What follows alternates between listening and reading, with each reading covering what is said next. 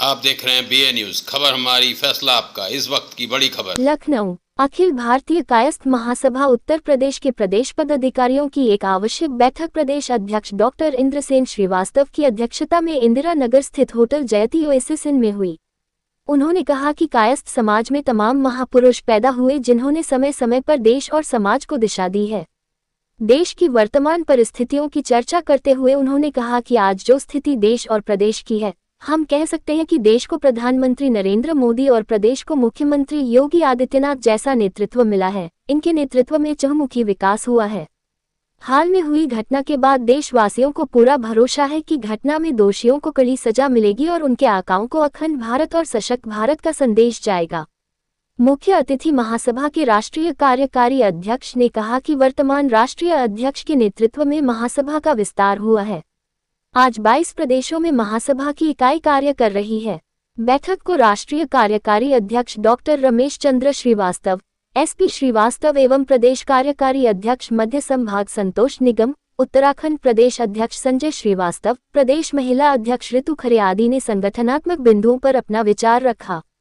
संचालन प्रदेश महामंत्री श्याम चंद्र श्रीवास्तव ने किया। कार्यक्रम में 2 मिनट का मौन रखकर पहलगाम की घटना में मारे गए हिंदुओं के प्रति श्रद्धांजलि दिया गया।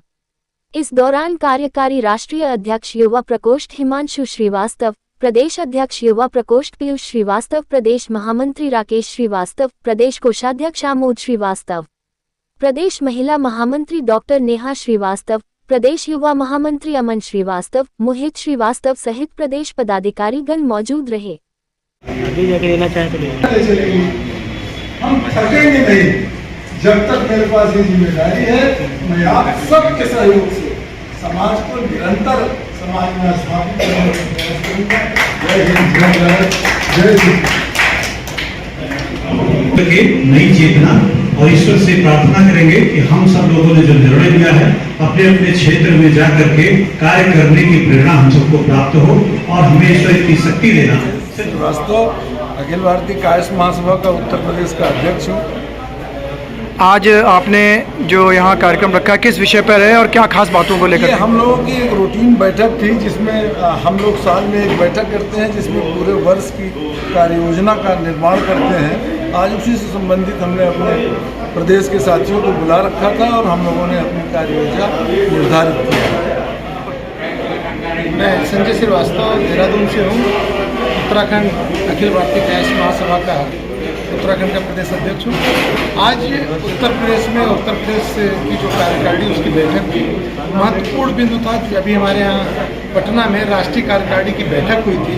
उस बैठक में 7 बिंदु ऐसे थे जिसमें पूरे प्रदेश में क्रियान्वयन की बात थी और उसकी शुरुआत, ये बड़े गर्व का विषय है कि उसकी शुरुआत उत्तर प्रदेश की जो हमारी कार्यकारिणी है उन्होंने अपनी बैठक में आज की है और बड़ी तादाद में यहाँ पे प्रदेश के सभी कार्यकारिणी के लोग आए और 7 बिंदु पे कैसे खरे उतरा जाए उस पर ही चर्चा हुई। नमस्कार, जय चित्रांश। मैं ऋतु खरे, प्रदेश महिला अध्यक्ष अखिल भारतीय कायस्थ महासभा से बोल रही हूँ। आज जो ये हमारा मीटिंग हुई है, ये प्रदेश कार्यकारिणी की मीटिंग थी जिसमें राष्ट्रीय अधिकारी भी आए थे।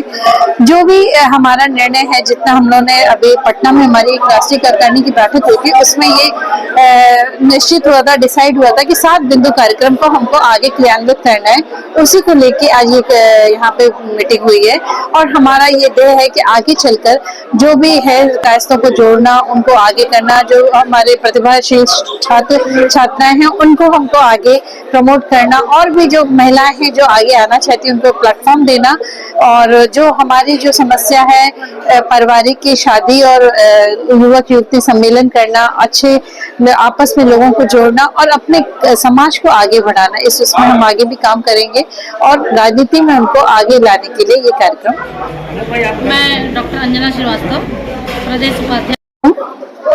और आज जो है प्रदेश की कार्यकारिणी की बैठक थी और पटना में इसके पहले बैठक हुई थी जिसमें कि हम लोगों ने 7 बिंदुओं पे काम करने का संकल्प लिया है और 7 बिंदुओं पे काम करते हुए हमने इसकी शुरुआत उत्तर प्रदेश से किया है और हम अपनी संख्या को सबके सामने ले आना चाहते हैं। सरकार में अपनी भागीदारी दिखाना चाहते हैं।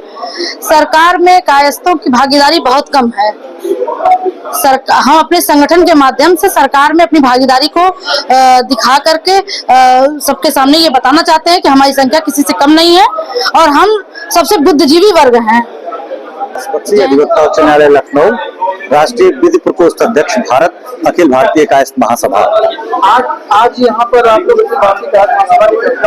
क्या कुछ खास बिंदुओं पर आपकी बात हुई है और किन चीजों पर आपने अपनी बातें रखी है? राष्ट्रीय कार्यकारिणी अखिल भारतीय कायस्थ महासभा के द्वारा पटना में उच्च स्तरीय बैठक में निर्णय लिए गए हैं, जिसमें सप्तकरणीय बिंदु तय किए गए हैं और उस सप्तकरणीय बिंदु को समाज एवं संगठन के बीच में लेकर के जाने का कार्य अखिल भारतीय कायस्थ महासभा करेगा, जिसमें संगठनात्मक रूप से समाज के प्रत्येक व्यक्ति को छूने का कार्य करेगा, उसकी आवश्यकताओं को समझने का प्रयास करेगा और निश्चित तौर से विभिन्न अन्य कार्यक्रमों को लेकर के, जिसमें दहेज प्रथा को समाप्त करने, कम से कम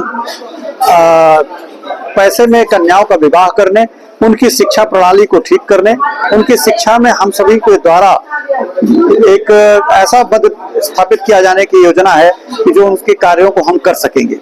साथ ही साथ अपने पोल्यूशन कंट्रोल के लिए हम कार्य कर रहे हैं, क्योंकि हमारे ग्लोबलाइजेशन स्तर पे कहीं ना कहीं एक बहुत अधिक गर्मी हो रही है। इसमें पौधरोपण का भी हम कार्य कर रहे हैं, कुटुंब प्रबोधन का कार्य कर रहे हैं और साथ में समाज को एकजुट करने का भी कार्य कर रहे हैं। इसके लिए कायस्थ समागम का कार्य किया जाएगा। प्रत्येक माह हम सब लोग एक ऐसे आयोजन, छोटे छोटे आयोजनों को करते हुए एक बड़े आयोजन की तरफ बढ़ने जा रहे हैं, क्योंकि आज के समय में ये जब तक राजनीति में भागीदारी नहीं करते हैं, संगठन भागीदारी नहीं कर रहा है, किंतु ये आवश्यक रूप से चाहता है कि हमारे लोग कहीं ना कहीं मजबूत स्थिति में आए।